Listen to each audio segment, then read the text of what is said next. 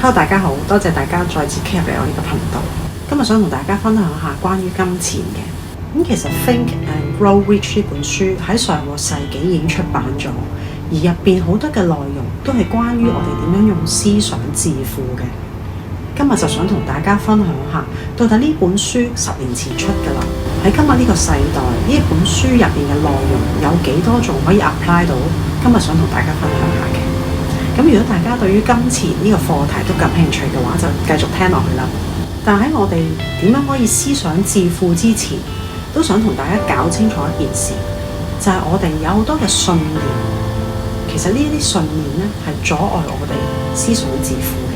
咁以下我就會逐點同大家去分享下，到底有啲乜嘢係阻礙我哋思想致富嘅。首先我哋要將一啲阻礙我哋嘅想法消除咗，然後我哋先可以真係思想致富噶嘛。第一，好多人都害怕談論金錢嘅，尤其是我哋中國人有一句講錢失感情。好似以前我返工啦，都好怕同老闆講我想加人工喎，因為覺得講錢就好似好現實咁樣。咁有啲人甚至乎當佢創業嘅時候，佢又好怕收錢喎，就覺得賺錢咧好似都好有問題咁。就覺得好似好唔好意思收人錢咁樣。其實我哋有呢一啲嘅行為，絕對係因為我哋本身有一啲嘅限制性信念。呢一啲限制性信念咧，其實就係我哋抗拒金錢。一旦你喺你自己潛意識裏邊將呢一啲抗拒金錢嘅意識消除咗之後，你就會覺得金錢原來流動係好自然嘅事嚟嘅。如果大家記得我之前講過，7歲之前我哋潛意識完全打開嘅話咧，大家就可以追溯翻到底7歲嘅時候或者之前喺你身上發生嘅關於金錢嘅，到底發生過啲咩事，而令到你有呢一種嘅限制性信念。首先，如果你見到你嘅父母成日為咗金錢而爭吵，咁可能喺你嘅潛意識裏邊就覺得一講錢咧就好負面啦。又或者見到父母做好多份工，好多兼職，然後先至可以賺到錢，就會覺得揾錢呢件事就係好辛苦啦。又或者細個嘅時候，成日聽到一啲人話，有錢人都好囂張嘅，有錢人其實都好巴閉嘅。咁呢啲咧就追溯翻我哋有時睇電視劇啊，甚至乎一啲荷里活電影啊，一啲有錢人咧好多時都係做一啲奸嘅角色嘅。咁樣喺我哋細個嘅時候，潛意識就會 imply 咗，我哋對有錢人都有一種仇恨喺入邊嘅。所以大家咧就可以追溯翻你哋7歲或者之前，我以上頭先講過嘅例子有邊啲，你哋都有曾經發生過嘅。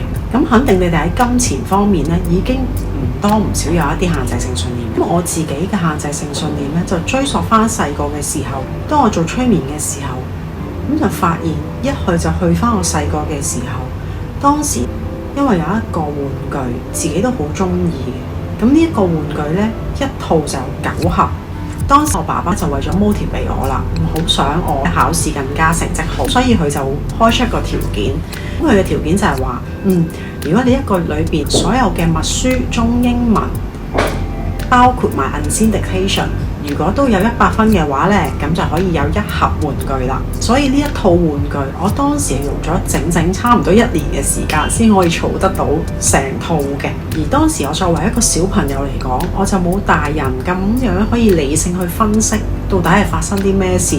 我亦都冇考慮，其實爸爸係想 motivate 我，但係喺我嘅潛意識裏邊咧，就已經 imply 咗，你要得到自己嘅嘢，咁其實你都需要好努力嘅。咁當時咧，作為一個小朋友，就冇大人咁樣可以識得理性去分析，所以喺我嘅潛意識入邊就一早種下咗，你要得到你想要嘅嘢，包括金錢，你就需要付出好大嘅努力啦。但係其實事實上，付出努力只不過係其中一種方法。咁但係喺呢件事上邊就種下咗我對金錢嘅睇法，就係要好辛苦先揾到錢。咁呢一個睇法咧，就伴隨咗我一生啦。我哋對於金錢有咩限制性信念？咁其實除咗金錢之外，我哋喺我哋嘅潛意識裏邊都可能有其他嘅部分，包括人際關係啊、健康啊，同埋有一啲主要嘅部分，其實都受我哋嘅潛意識影響嘅。咁有時咧，呢一啲嘅負面情緒同我哋內在都會有一啲衝突。所以如果我哋顯意識不斷想作出改變，但係我哋嘅潛意識裏邊就有呢啲限制性信念，呢啲就會阻礙我哋繼續向前邁進嘅啦。呢個就點解我要先同大家講咗點樣去釋放咗你金錢嘅障礙先。其實嚴格嚟講，我都唔係好中意用呢個金錢障礙呢個字嘅。我覺得我哋可以用金錢嘅踏腳石。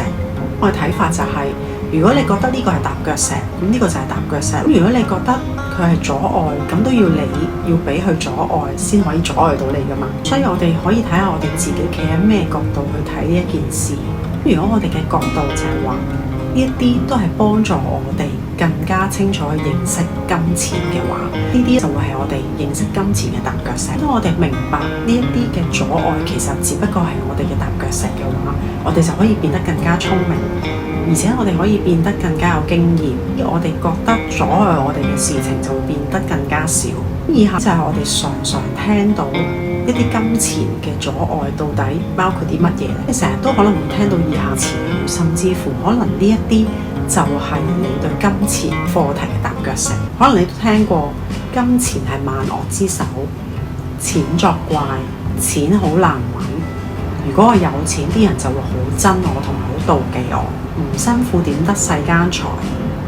有錢人都會用那詐手段，有錢人都好蠱惑嘅，有錢佬都好奸，揾到錢嘅 sales 都係好狡猾嘅。咁呢一啲大家都知道，如果要再講落去，都有好多例子嘅。所以大家都可以留言俾我，到底大家覺得你哋嘅金錢踏腳石係啲乜嘢呢？當你哋留言俾我嘅時候，可能你哋已經決心去更改，想解決咗你哋呢啲金錢嘅踏腳石。因此，你哋點樣去睇呢一個金錢嘅踏腳石？其實就係俾你自己同你嘅潛意識去用一個全新嘅角度去睇金錢。另外咧，好多人都會有呢個諗法，就係話我唔識理財。咁如果大家有咁樣諗咧，就好大件事啦。咁我問下你哋啊，你哋一出世嘅時候識唔識行路呢？我相信大家都會有答案啦。我哋一出世喺 BB 嘅時候，我哋都唔識行嘅，但係我哋慢慢就會學習到識行啦。如果我哋同自己講，我哋咩技能都會學識啦，但係就係淨係唔識得理財，呢一個就會係你最大嘅阻礙啦。我哋有咩信念，就會令到我哋有咩行動。我哋嘅顯意識都會跟住我哋嘅信念去行事嘅。然後當然啦，我哋嘅行動就會創造咗結果啦。即係話，如果我哋嘅信念都係同自己講我唔識理財嘅，其實呢一個就會創造咗一個行動。既然你都唔識理財，咁即係你唔需要有錢啦。我哋就會按照住我哋嘅信念去行，然後我哋嘅行動就會創造出今日嘅結果咯。其實理財係生活嘅基本方程式。當然啦，如果我哋唔識理財嘅話，我哋就要為失敗作好準備啦。所以我哋要好好咁樣去學習，到底我哋應該點樣去理財。其實我哋應該用少少嘅銀碼去建立我哋嘅信心，然後我哋慢慢學習我哋應該點樣去理財。如果大家亦都冇咩多餘錢去投資嘅話，我知道有一啲人佢哋係好怕睇自己戶口嘅結餘嘅。我自己嘅做法就係，無論你嘅結餘係多定少，當你打開嘅時候，首先第一件事你要感恩先，你要感激我仲有呢一個銀碼喺我嘅戶口入邊，無論係多定少。因為每當你見到我嘅 account 銀行裏邊戶口仍係正數嘅話，代表我有收入嘅進帳，而呢個進帳係多過我嘅支出嘅，咁你都需要感恩。咁呢一個就好似你已經有回報咁樣啦。我努力得到翻嚟嘅收入係大過我嘅支出，咁呢一個都好似係你金錢嘅增長，而且你要關注佢，你要感覺係會越嚟越好嘅。所以由今日開始打破你對睇自己戶口結餘嘅恐懼，又或者大家可以每一次打開你嘅戶口結餘嘅時候，喺心入面諗3樣大家覺得好感激嘅事，呢3件事會令到你好充實。每一次你見到你銀行戶口加埋呢3件咁充實嘅事，其實就訓練緊你嘅大腦，你同金錢嘅關係都係正面嘅，建立翻一個良好嘅關係。其實金錢嘅障礙真係有好多㗎，今日就同大家分享住呢2個先。下一集翻嚟，我會再同大家分享到底仲有啲乜嘢金錢阻礙？等我哋就將呢啲金錢嘅阻礙變成我哋嘅金錢踏腳石，等我哋同金錢嘅關係更加好。如果大家都中意我呢啲 topic 嘅，請大家俾 like。多謝大家 subscribe 我嘅 channel。如果大家覺得呢條片都適合身邊嘅朋友，都可以 share 俾佢哋。多謝大家收睇，我哋下次再見，拜拜。